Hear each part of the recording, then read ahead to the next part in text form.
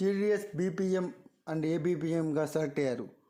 వాళ్ళందరికీ కంగ్రాచ్యులేషన్స్. ముందుగా GDS BPM జాబ్లో జాయిన్ అయ్యే ముందు జీడీఎస్ బీపీఎం డ్యూటీస్ ఏంటి, అవి మనకి సూట్ అవుతాయా లేదా అనేది ఈ వీడియోలో చూసి తెలుసుకుందాం.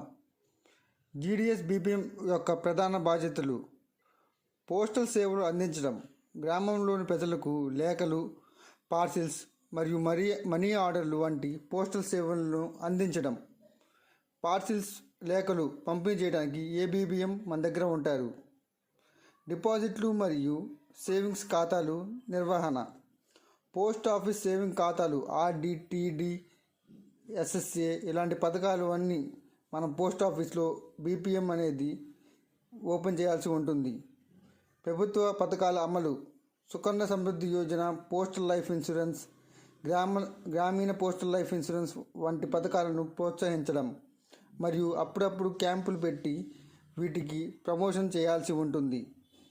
పోస్ట్ ఆఫీస్లో రోజువారీ నగదు లావాదేవీలను నిర్వహించడం మరియు ఖాతాలను సరిగ్గా నమోదు చేయడం.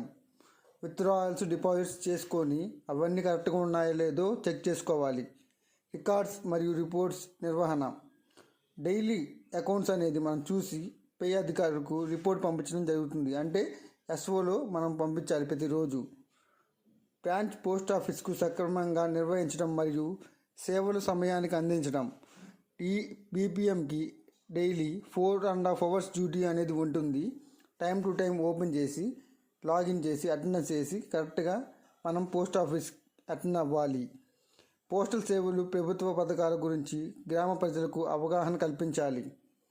అంతేకాదు జీడీఎస్ బీపీఎం గ్రామంలో ఉన్న బ్రాంచ్ పోస్ట్ ఆఫీస్ను నిర్వహిస్తూ పోస్టల్ సేవలు మరియు ప్రభుత్వ పథకాలు ప్రజలకు అందించే ముఖ్యమైన వ్యక్తి. ఇలాంటి మరిన్ని వీడియోస్ కోసం ప్లీజ్ డూ